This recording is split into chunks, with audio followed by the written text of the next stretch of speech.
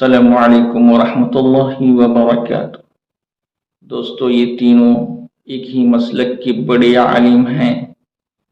آپ ان کی باتیں سنیے اور خود فیصلہ کیجیے کون صحیح اور کون غلط ہے۔ آخری وقت میں جب سانسیں لینا مشکل ہو جاتا ہے، موت بالکل سر پہ کھڑی ہوئی ہوتی ہے، سرکار غوث اعظم اس وقت اپنے مرید کے سرانے آ کے کھڑے ہو جاتے ہیں، کھڑے ہو کے خود بنفس نفیس اپنے مرید کو کلمہ پڑھاتے ہیں۔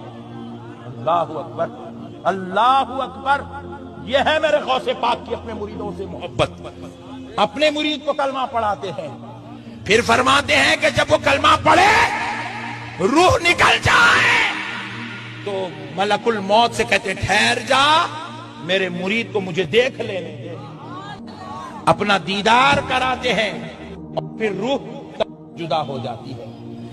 اب بات میں نے کی مریدوں کی، میرا مرید بدبخت نہیں، توبہ سے پہلے مر نہیں سکتا، بلکہ یہاں تک فرمایا اگر میرے مرید کا حساب ہوا تو اللہ مجھے یہ اذن دے گا کہ میں اس کے حساب میں اس کی مدد کروں۔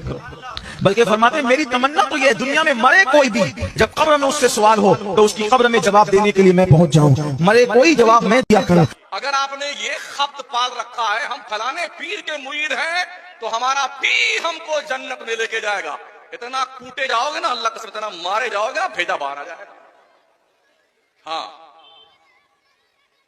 یہ کانفیڈینس جو حضور کے ہاتھ پہ مرید ہوئے تھے کیا ان کے پاس نہیں تھا؟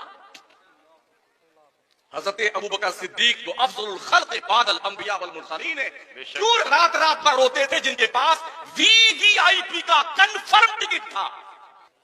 حضرت عمر کیوں روتے تھے رات رات؟ روتے روتے گال پر آنسو بہتے بہتے نالیاں بن گئی تھی۔ قرآن کی آیت جب عذاب کی پڑھتے تھے نا ہچکیاں بج جاتی تھی۔ دوستو، آپ نے دیکھ لیا، تینوں کی باتیں آپ ضرور سن لیے ہوں گے۔ آپ خود فیصلہ کیجئے کون صحیح کون غلط ہے۔